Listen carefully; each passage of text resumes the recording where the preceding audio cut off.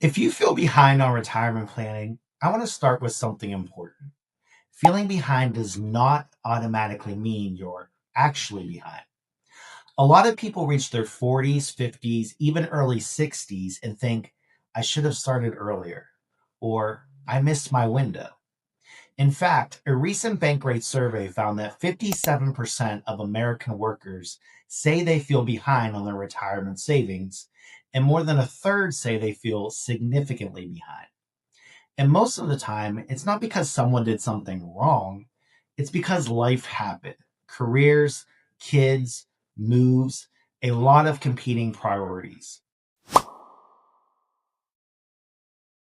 Mike Pappis here, CFP professional and the head of support at Boldin. Feeling behind does not mean you're out of options, and it does not mean you need the perfect plan or a long list of strategies.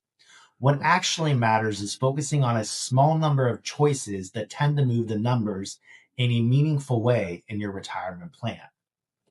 That's what this video is about. In the next few minutes, I'm going to walk you through 4 practical ways you may be able to catch up and improve your retirement outlook. The first choice is saving more while you still can. And before anyone checks out, this isn't about perfection or maxing every account. Although if you can, that's great. The retirement system is actually designed to let you save more as you get older. Once you hit age 50, contribution limits increase. And many people who feel behind are still underusing those higher limits. Just to put real numbers on this for 2026, if you have a 401k, 403b, or TSP, you can contribute $24,500 plus an $8,000 catch up if you're age 50 or over, for a total contribution of $32,500. And if you're between ages 60 and 63, some plans allow what's called a super catch up.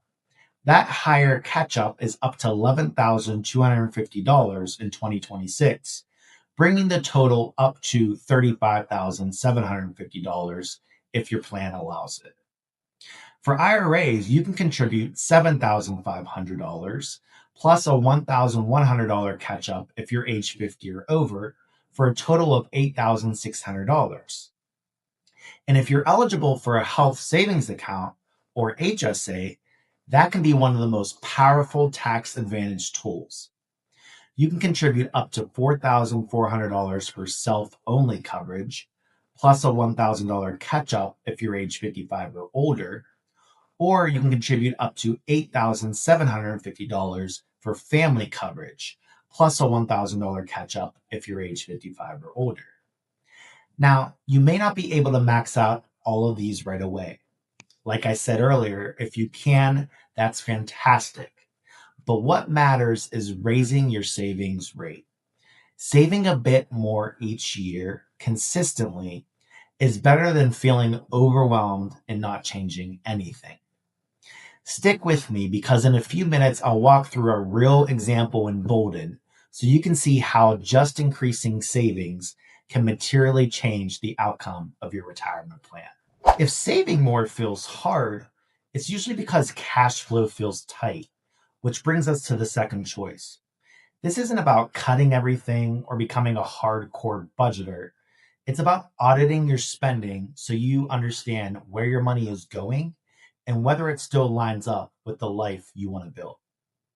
This is a short, intentional exercise, not exactly something you need to do every week, not something you obsess over, but most people are surprised by what they find when they step back and look at spending through a few simple lenses. Instead of asking, what do I need to give up? You're asking, what am I paying for that doesn't really matter to me anymore? One of the most helpful ways to do this is separating spending into 2 buckets: must spend expenses, or things that are truly non negotiable, and like to spend expenses, or things that are choices, even if they've become routine. In Bolden, this is where the detailed budgeter is really helpful because you can set your must spend baseline and then build your like to spend version on top of it, adjusting certain categories higher, like travel expenses, for example, to see the impact. That distinction alone can be eye-opening. And it's important to remember that spending priorities change by life phase. What made sense 5 or 10 years ago may not make sense today. And what feels essential today may look different in retirement. Once you understand your spending, especially looking forward, it becomes much easier to free up cash flow and redirect it towards what actually matters. And that's what makes saving more possible in the first place. The third choice is using time to your advantage. Working longer is not failure, it's a strategy. Even a small shift in timing can matter because time does a few powerful things at once. You get more earning years and more time to save. You shorten the number of years your plan needs to support you, and you create flexibility across the entire plan. And for a lot of people, more time does not mean working full time forever. It might look like staying in your current role 1 or 2 extra years, shifting to part time work, consulting, or bridge work during the early retirement years to cover discretionary spending like travel, for example. And it's not just about the money. Research from Harvard Health has found that working later in life can boost self esteem and happiness and help protect against age related issues like cognitive decline and physical inactivity.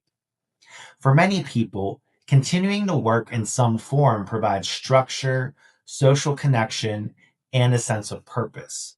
Your mileage may vary, of course, but the point is this: time isn't just a math lever, it's also a well being lever. If you're feeling behind, using time intentionally can be one of the cleanest ways to create breathing room in your plan. The fourth consideration is rethinking what you already own. This one may often get overlooked because it feels emotional, not financial. But for many of you, it may be one of the biggest drivers of retirement outcomes. For most households, home equity is their largest asset, and it's often not fully accounted for when people say they feel behind. That doesn't mean you need to sell your home tomorrow. It means asking a better question. Does this asset still support the life I want in the next chapter of my retirement plan?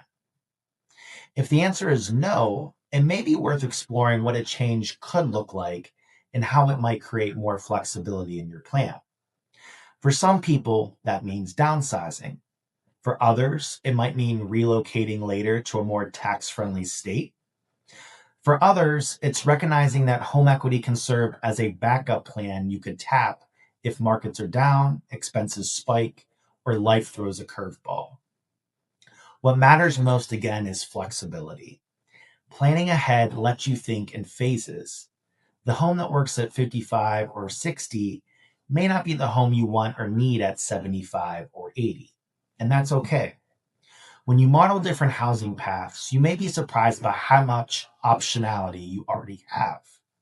Not because you suddenly found new money, but because you started counting assets you may have previously ignored.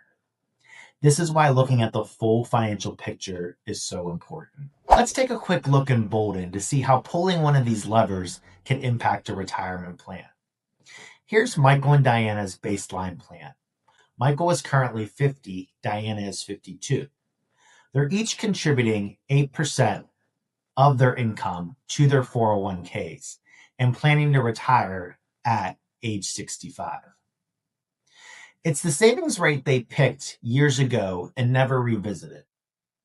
Right now, their plan shows a 75% retirement chance of success. That's a solid score, but it still leaves them feeling uneasy and uncertain about their future retirement.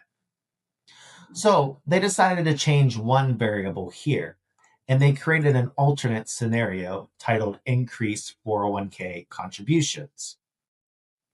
They decided to look at their savings rate. After auditing their spending, they realized they had room to save much more. Michael increased his contribution to 20% and set it to rise 1% per year until it hits 25%. Meanwhile, Diana increased her contribution rate to 15% and set it to rise 1% per year until it reaches 20%. Everything else stays the same. Same retirement age, same investment returns, same spending, same home. Now watch what happens to their retirement chance of success. It moved from 75% in their baseline plan to 81%. No magic assumptions, no higher rates of return, no lifestyle overhaul. Just a decision to direct more of today's income toward future security. This is why focusing on the variables you control matters so much. If you feel behind, chances are you simply haven't seen what one realistic, intentional change can do until you model it. So if you're feeling behind, here's what I want you to take away from all of this. You don't need to drastically change your plan or life. And you don't need to start making a list of 20 strategies you're going to try to get back on track. What tends to matter most is focusing on a small number of choices that actually move the numbers. Saving more while you still can. Auditing your spending so you can reprioritize. Using time to your advantage. Rethinking what you already own, like your home. You don't have to do all 4 here. Start with the one that feels most practical for you right now. Once that change sticks, momentum tends to follow. If you want to explore these choices using your real numbers, that's exactly what the Boldin Planner is built for. And I'm curious, which of these feels most actionable for you right now? Or if you've already taken action on one of them, how did it impact your retirement plan? Let us know in the comments. If this video was helpful, subscribe for more guidance on planning your retirement with confidence. And I'll see you here again soon. Happy planning.